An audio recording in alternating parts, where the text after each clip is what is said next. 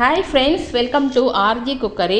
நம்ம இந்த வீடியோவில் என்ன பார்க்க போகிறோம்னா அவல் ரவா இட்லி தான் பார்க்க போகிறோம். ஃபஸ்ட்டு ஒரு பாத்திரத்தில் 2 கப் அவல் எடுத்துகிட்டு ஒரு 1.5 கப்பு நல்லா கெட்டியான தயிர் விட்டு ஒரு 15 நிமிஷம் நல்லா ஊற வச்சு அரைச்சி எடுத்து வச்சுப்போம்.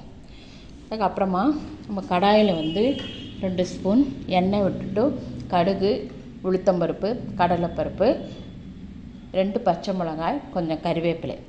அதுக்கப்புறமா நான் 1 கப்பு ரவை எடுத்திருக்கேன். அதை நல்லா அடுப்பை மீடியம் ஃப்ளேமில் வச்சு நல்லா வறுப்போம்.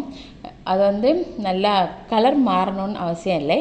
நல்லா அது ஒரு ஸ்மெல் வரும் இல்லையா, அது வரும் வரைக்கும் நம்ம நல்லா வறுத்துட்டு இந்த ரவைக்கு தேவையான உப்பும் போட்டு நல்லா வறுத்துட்டு நம்ம அந்த அவல் தயிர் நம்ம அரைச்சி வச்சுருக்கோம் இல்லையா, அதுக்கும் நம்ம உப்பு போட்டு தான் அரைச்சி வச்சுருக்கோம்.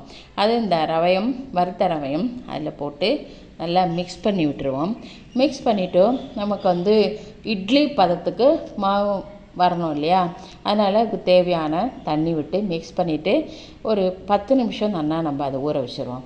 ஊற வச்சுட்டு இட்லி தட்டில் எண்ணெய் விட்டு இந்த இந்த ரவை இட்லிக்கு இப்போ மாவு வச்சுருக்கோம் இல்லையா, அதை எல்லாத்தையும் போட்டு அது மேலே கொத்தமல்லி, ஒரு முந்திரி பருப்பு வச்சு நான் கொஞ்சம் டேஸ்ட்டுக்காக இட்லி மிளகா பொடியிலையே அதையும் போட்டு ஒரு 10 நிமிஷம் நல்லா வேக வச்சு எடுத்து வச்சாச்சுன்னா சுட அவல் ரவா இட்லி உங்களுக்கு தயாராகிடும். நம்ம சாதாரணமாக ரவா இட்லி பண்ணியிருக்கோம். இது வரைக்கும் இதை ட்ரை பண்ணலைன்னா ப்ளீஸ் ட்ரை பண்ணுங்க. இது வரைக்கும் என்னோடய சேனலை சப்ஸ்கிரைப் பண்ணலைன்னா ப்ளீஸ் சப்ஸ்கிரைப் மை சேனல்.